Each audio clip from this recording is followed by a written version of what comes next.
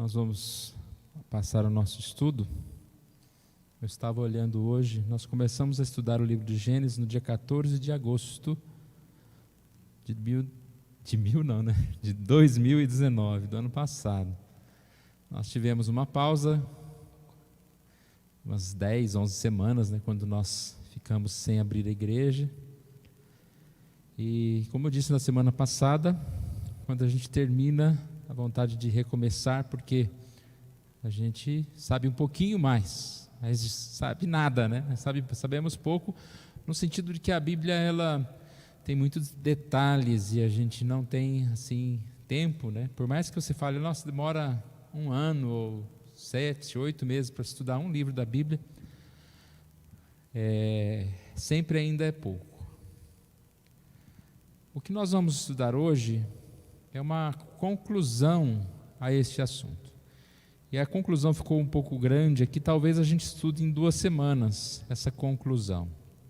Eu não vou repetir o estudo, nós não vamos voltar, falando parte por parte, mas algumas aplicações mesmo de caráter devocional, de algumas lições que nós tiramos aqui e podemos tirar sempre estudando Gênesis, estudando toda a Bíblia.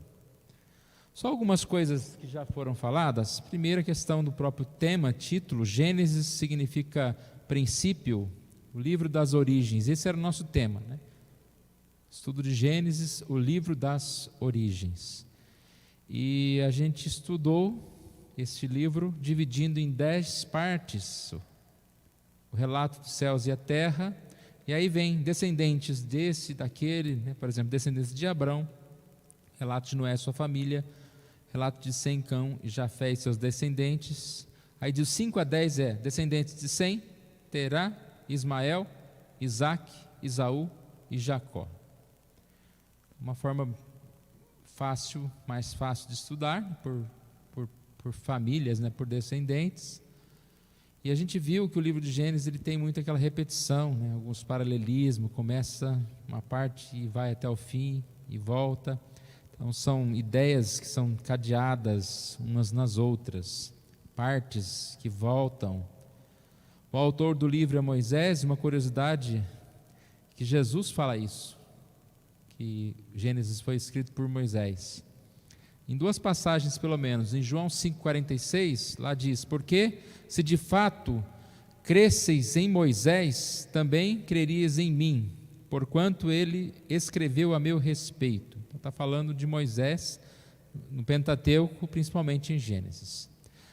Mais claro, fica ainda em Lucas 24, 27, às vezes a gente leu esse texto e nunca pensou nisso, mas quando ele diz, e começando por Moisés, discorrendo por todos os profetas, expunha-lhes o que a seu respeito constava em todas as Escrituras. Esse começando por Moisés é que foi de Gênesis até o final da Bíblia. Então, começando em Gênesis, Jesus foi expondo as Escrituras, lá aqueles 2 no caminho de Emaús.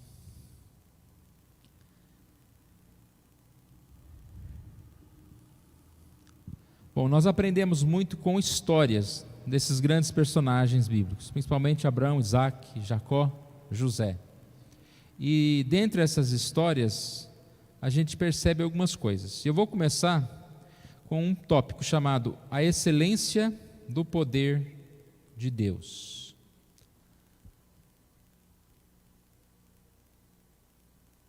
Uma passagem de 2 Coríntios 4, 15 a 18, se você quiser abrir a sua Bíblia, pode abrir.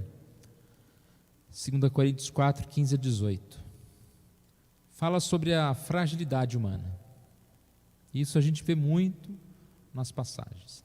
Ao mesmo tempo que a gente destaca a grandiosidade e o poder de Deus, a gente vê esse contraste da fragilidade humana. 2 Coríntios 4, 15 e 18. Porque todas as coisas existem por amor de vós, para que a graça, multiplicando-se, torne abundantes as ações de graças, por meio de muitos para a glória de Deus. Por isso, não desanimamos, pelo contrário, mesmo que o nosso homem exterior se corrompa, Contudo, o nosso homem interior se renova de dia em dia, porque a nossa leve e momentânea tribulação produz para nós eterno peso de glória, acima de toda comparação. Não atentando nós nas coisas que se veem, mas nas que se não veem, porque as que se veem são temporais, e as que se não veem são eternas. Fragilidade humana. Quando a gente vê o mundo, a gente vê muitas pessoas como se demonstrasse ser muito fortes. Muitas pessoas que parecem que não têm defeito.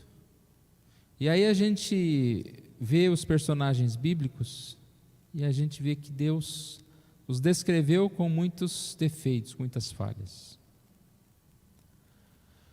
Quando a gente vê no mundo pessoas tão certinhas, e principalmente alguns líderes cristãos, algumas pessoas são colocadas como se fossem perfeitas.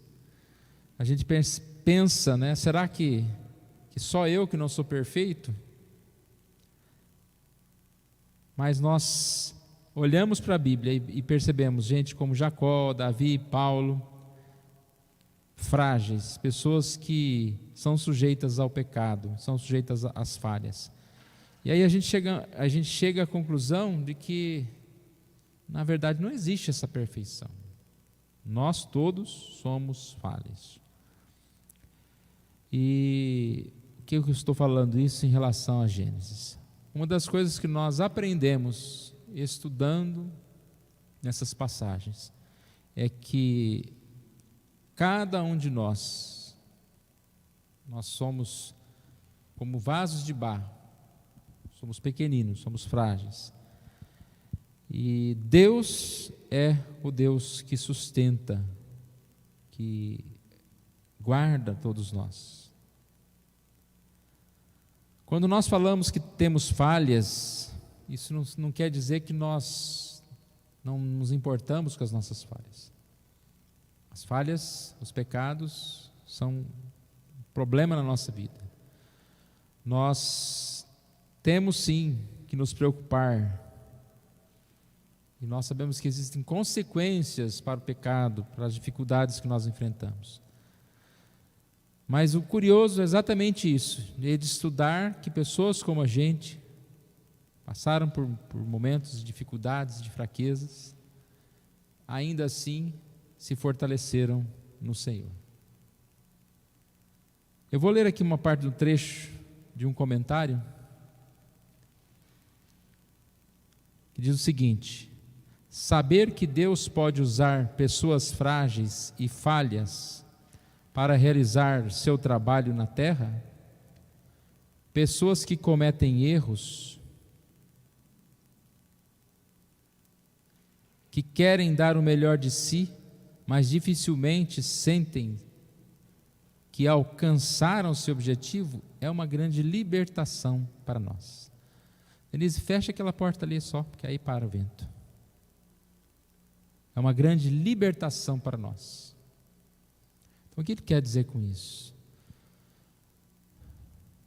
Tira esse peso, né, de acharmos que alguém para ser usado por Deus é alguém perfeito, é alguém que não comete falhas, alguém que não tem maus pensamentos.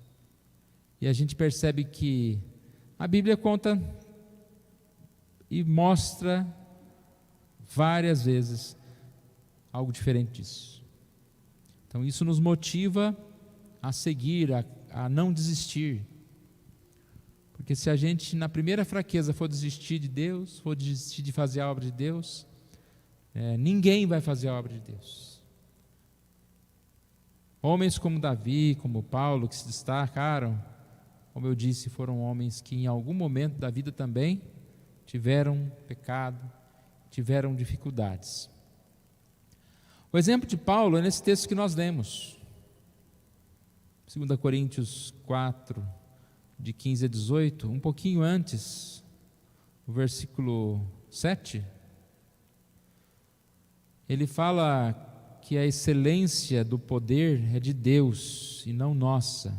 Nós somos vasos de barro, no qual existe um grande tesouro.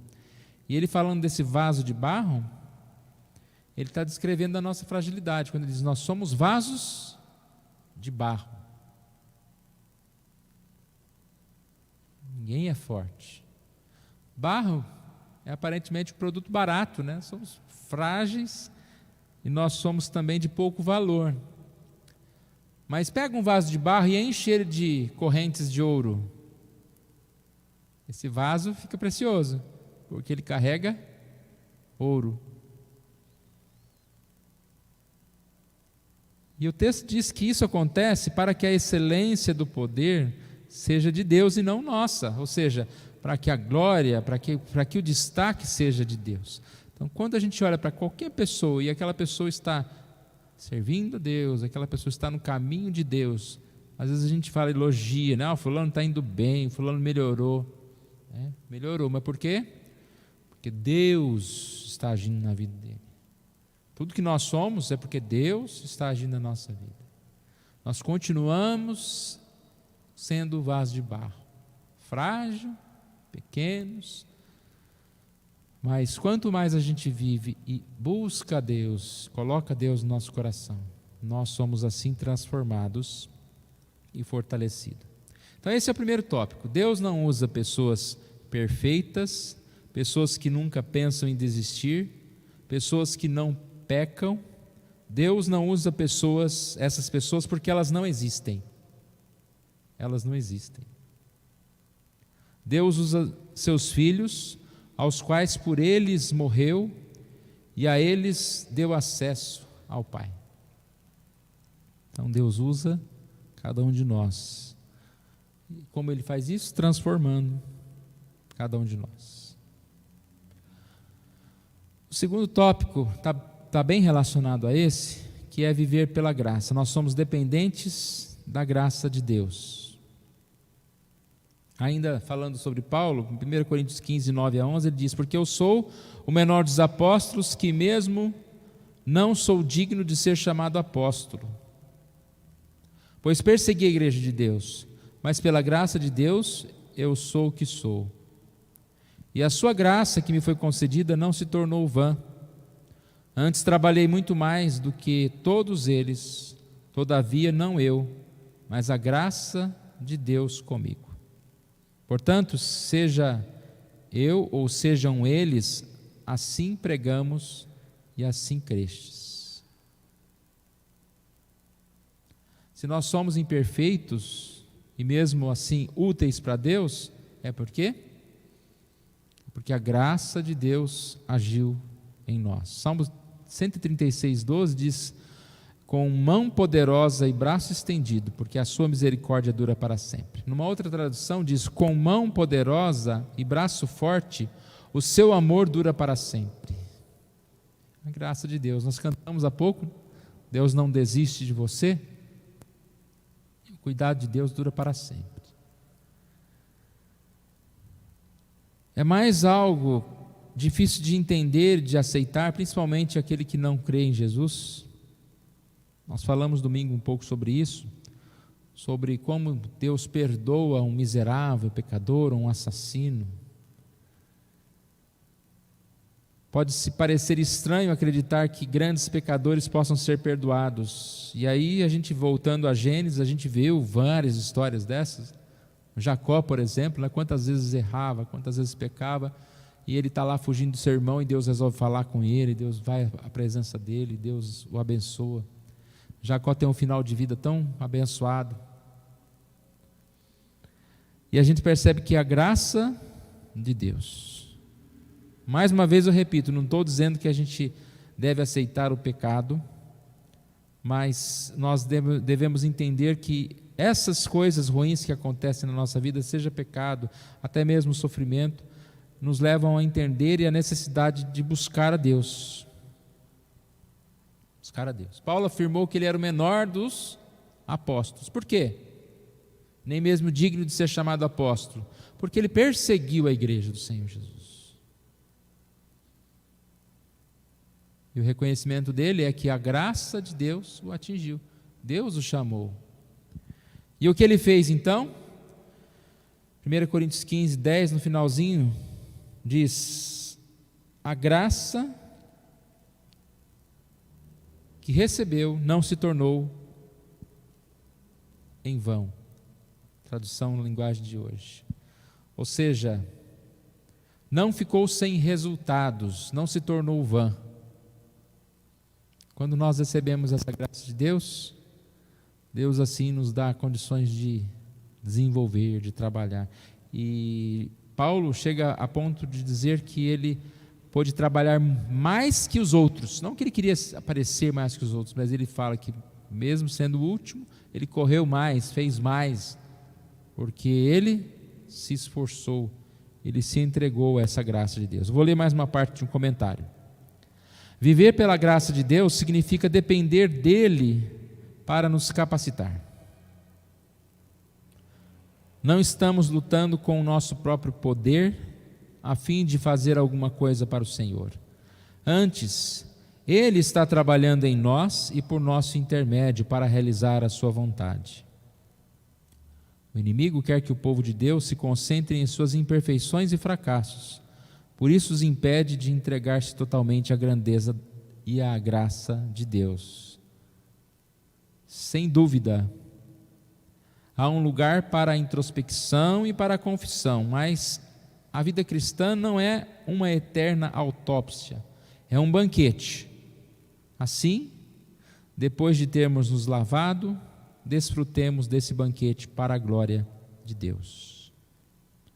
Paulo diz: pela graça, eu sou o que sou. E esse é o reconhecimento que nós devemos ter também, é algo que nós aprendemos estudando no livro de Gênesis, né? A necessidade dessa misericórdia de Deus, a graça de Deus. Uma terceira questão: cada pessoa é diferente. Você estudou vários personagens bíblicos, homens, mulheres, líderes maiores, menores, cada um era diferente. Assim como a gente é diferente fisicamente, né? Diferente em várias questões, nós somos diferentes em relação ao trabalho, ao nosso ministério, ao nosso chamado. O chamado de Deus não é para formar crentes assim, em série, né? Todos iguaizinhos. Talvez você, tendo uma determinada profissão, você é melhor quando você é igual a algum desses, né, dos outros. Mas em relação à vida cristã, não há necessidade de nós sermos iguais. E pelo contrário, né, nós não podemos ser iguais, nós somos indivíduos. E cada um deve ser um indivíduo conforme a vontade de Deus. E a gente viu isso, os personagens bíblicos, cada um tem uma importância, um sobressai mais, outros têm mais fraquezas. Eu falei de Jacó que no final da vida ele teve um final bom. Se a gente vê o Isaac, foi ao contrário, né? No começo da vida dele, ele se sujeitou a casar-se com a sua esposa, que foi arranjada, ele não teve medo de estar lá sendo oferecido em sacrifício, né? Isaac, né? Vai lá. Mas no final da sua vida, ele está lá, já velho, e ali ele já não teve um final tão bom como outros, né? Estava lá com os filhos, aquela questão da casa, um filho sendo melhor que o outro, querendo abençoar um, não querendo abençoar o outro. Essas diferenças acontecem. E essas diferenças acontecem nas nossas vidas. Alguns têm um começo mais esperto, vamos dizer assim, depois diminui.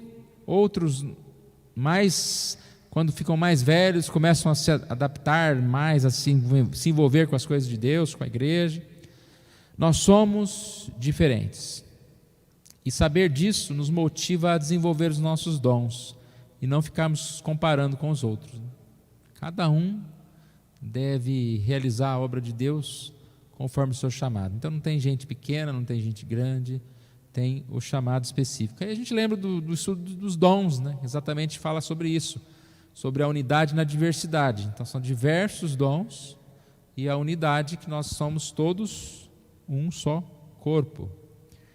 A gente pode perceber isso, por exemplo, na passagem de 1 Coríntios 12, 5 a 7, lá diz: é também a diversidade nos serviços, mas o Senhor é o mesmo.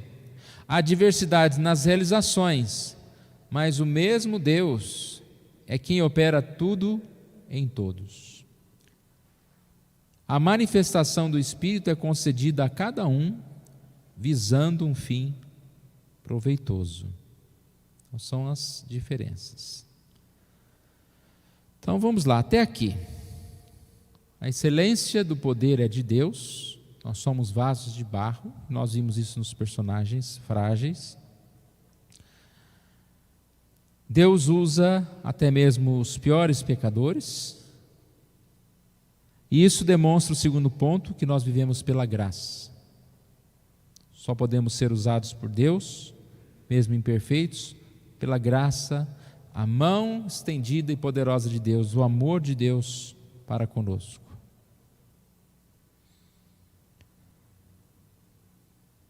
Todos os personagens bíblicos, e aí não só os personagens bíblicos, mas os personagens, as pessoas, os nossos irmãos, as pessoas diariamente que nós convivemos, demonstram a diferença. Cada pessoa é diferente. E nós precisamos então entender que diferença não significa que eu sou menos importante ou mais importante, mas que eu posso ser usado por Deus. Eu vou ler mais um trechinho aqui para a gente passar adiante. Falando sobre os 12 apóstolos, quando Jesus chamou seus 12 apóstolos, selecionou um grupo variado de homens. Mateus havia trabalhado para o governo romano, enquanto Simão, o zelote, havia procurado destruir o governo romano. Ao que parece, Pedro era um homem ousado e impetuoso, disposto a tudo, mas Tomé dava ares de ser um pessimista, com grande dificuldade em crer, mesmo diante de provas. Cada um deles era autêntico, errava ocasionalmente, por vezes se mostrava contrário aos outros e nem sempre se dava bem com o restante do grupo. No entanto, todos tinham em comum o seu amor por Jesus e o desejo de parecer-se mais com Ele. Pessoas diferentes, mas com o objetivo de servir a Jesus. Isso é muito importante para nós, né? Para que a gente entenda essa necessidade de conviver com as diferenças e de amar o nosso próximo, não querer que ele faça as coisas iguais, né? Somos originais, não imitações. Deus, assim, mesmo conhecendo as nossas fraquezas, Ele continua nos abençoando ao nosso lado. Vamos seguindo, a gente tem um tempinho ainda, eu acho que vai dar para terminar. Tem só mais 2 pontos aqui. Peregrinos. Há uma passagem em Hebreus, capítulo 11, de 13 a 16, vou ler apenas o versículo 14, lá, porque os que falam deste modo manifestaram estar à procura de uma pátria. Essa passagem de Hebreus 11, de 13 a 16, são os patriarcas. Lá eles confessaram que eram estrangeiros e peregrinos na terra. Ou seja, eles tinham os olhos fixos no futuro, na cidade gloriosa de Deus. E aí o versículo 14 diz: porque os que falam deste modo manifestaram estar à procura de uma pátria. Então, um outro tema que a gente viu e vê no estudo de Gênesis é que a vida é uma peregrinação. Ninguém, aqui ele está falando dos patriarcas, né? Abraão, Isaac, Jacó, ninguém conseguiu atingir o seu objetivo. O objetivo deles não era terreno, mas eles foram passando para a próxima geração o mesmo desejo de almejar uma pátria celestial, e assim eles viveram, a vida deles foi baseada nisso. Como eu disse há pouco, claro que cada um teve as suas falhas, cada um teve um momento em que Deus teve que ir lá chamá-los, a graça de Deus os atingiu, cada um foi diferente, mas esse foi o chamado e o objetivo de Deus.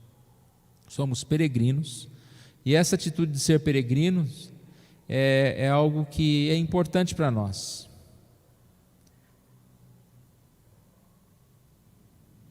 Nós temos dificuldades de entender isso, que o nosso objetivo maior, a nossa esperança maior está nos céus. Até mesmo a lição de domingo vai falar um pouquinho sobre isso, a lição da nossa escola dominical. As dificuldades que enfrentamos na vida têm como um dos objetivos nos dizer: você não está em casa, está a caminho de casa. Se tiver tudo muito certo, se não tiver nenhum problema, nenhuma dificuldade, parece que o céu é aqui, no sentido de que eu nem preciso do céu. Nós vamos cantar uma música que o céu é aqui, mas porque eu tenho o céu de lá. Mas aqui, o que eu estou dizendo é que às vezes a gente não tem que encarar os problemas, as dificuldades, os retornos aí, as paradas, como algo que vem para nos tirar a vida, né, para nos atrapalhar, mas sim, vem para nos dar esse sentimento de uma vida superior. Até mesmo a enfermidade, né, quando nós ficamos doentes, nós percebemos o quanto nós somos frágeis e o quanto essa vida se expira, essa vida termina. Eu vou ler um trechinho de um texto de Calvino. O Senhor, para impedir esse mal de buscar a felicidade nesta terra, mostra a seus servos a vaidade da vida presente, disciplinando-os constantemente por meio de diversos sofrimentos, para que não esperem paz e tranquilidade nessa existência, para que não desenvolvam autoconfiança desordenada. Adverte-os por meio de enfermidades e perigos e coloca diante de seus olhos quão frágeis e efêmeros são os bens sujeitos à mortalidade. Isso aqui é parte da revista de domingo. Então o Calvino está falando exatamente isso, né? As dificuldades são muitas vezes para nos mostrar que nós somos peregrinos. Eu não estou em casa, eu estou a caminho de casa. E a viagem, né? Toda viagem que a gente faz, ela tem os seus contratempos. E até mesmo quando você vai fazer uma viagem de férias, você fica num lugar que não é a sua casa, chega uma hora que você fala: eu quero voltar para a minha casa. Ninguém fala: está ótimo aqui, eu vou ficar nesse lugar. Esse sentimento a gente tem que ter em relação à vida presente. Eu não estou em casa, estou de passagem aqui. Hoje eu estou aqui, posso estar em outro lugar outro dia, mas esse meu caminho é uma passagem para estarmos com Deus. Viver como peregrino é ter no coração maiores desejos pelo céu, anseios maiores por chegar no destino. É amar mais o novo céu e nova terra do que os bens desse mundo. Bem isso, né? O comentarista diz: um vagabundo não tem casa, um fugitivo está fugindo de casa, mas um peregrino está indo para casa. Então a gente é diferente do vagabundo que não tem casa, do fugitivo que está fugindo. Nós somos o peregrino que está indo para casa. Eu não tenho casa, não, eu tenho casa, mas não é essa aqui, estou indo para casa. Essa atitude de peregrino é ter uma vida apoiada em Deus. E a gente percebe a diferença entre as conquistas da terra e as conquistas dos céus. As conquistas da terra, a gente sempre vai ter esse ar de utilizá-las, de descartável, de temporário. Nada que a gente tem é para sempre, né? As coisas vão se corrompendo. Nós sabemos que a nossa vida está completa quando chegarmos ao céu. O último tópico aqui, então, sermos semelhante a Jesus. Ser a imagem de Deus. A gente viu em vários personagens que a vida deles estava relacionada ao ministério. Dentre todos os personagens, o que mais semelhante a Jesus foi José.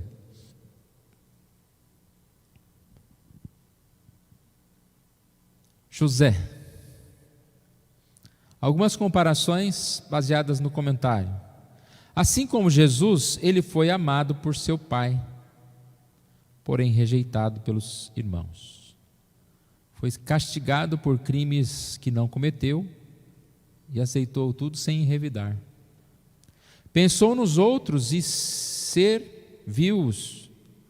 mesmo que se esquecessem dele e da sua bondade. Foi separado do Pai para poder salvar os irmãos e passou da prisão ao trono, do sofrimento à glória. Perdoou-os, os que lhe haviam feito mal, e nunca usou atos de perversidade contra eles. Chorou com eles, pois os amava. Em sua bondade, deu-lhes um lar e supriu todas as suas necessidades. Então, é interessante, né, o jeitinho que ele falou, a vida de José, comparando com a de Jesus. Cada uma das ações de José eram parecidas com Jesus. E assim deve ser a nossa vida. Nós devemos olhar para Jesus, seguir a Jesus. Negar a nós mesmos, guardar os mandamentos de Deus. E aí vai a questão: qual é o nosso valor? Nosso valor não está nos bens, nós acabamos de falar que nós somos peregrinos. Nosso valor não está nos cargos que nós podemos possuir algum dia, porque isso também passa. Aquele que hoje é alguém famoso, outro dia já não vai ser mais nada. O nosso valor está em sermos parecidos com Jesus, na forma que nós vivemos, o quanto nós somos diferentes do mundo. Isso que é o nosso valor. Vou ler mais um último trechinho aqui, ó. Em meio às alegrias do nascimento e às tristezas da morte, somos apenas dispenseiros daquilo que Deus nos dá. E o Senhor quer que sejamos dispenseiros fiéis. A vida em si é um bem a ser administrado e, como tal, deve ser investida, não simplesmente gasta ou desperdiçada. Então aqui é o alerta, a lembrança que nós somos dispenseiros. O que é o dispenseiro? É aquele mordomo, aquele trabalhador de uma casa, de uma mansão. Ele é responsável por servir. Ele tem as coisas, mas ele não tem aquilo para si. E tudo que nós temos, né, tudo que Deus nos dá, é algo que é colocado nas nossas mãos para que nós possamos servir, para que nós possamos servir a Deus dedicando no ministério, servir a Deus evangelizando, servir a Deus trabalhando, seja o que nós estivermos fazendo.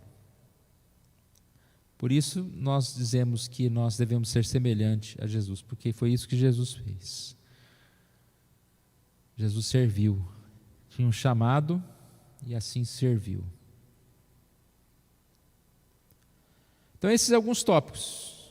A gente poderia falar mais coisas, mas a lembrança do livro de Gênesis que eu quero deixar com vocês, para nós, é essa lembrança, né, de um Deus que cria tudo maravilhoso, paraíso, e está tudo muito bem. E de repente nós vemos que o homem peca, e há uma queda, um rompimento das coisas. Esse mundo já não é o mesmo. Aquele que foi criado para viver, agora vai precisar primeiro morrer.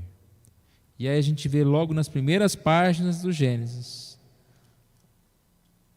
Deus intervindo na história, Deus expulsando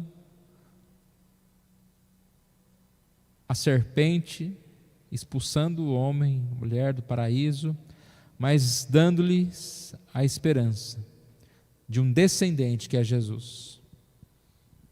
Toda a história então vai desenvolver nessa perspectiva. E nós já estamos chegando no final da história, porque tudo isso já aconteceu. Jesus já veio a este mundo, já morreu, já ressuscitou.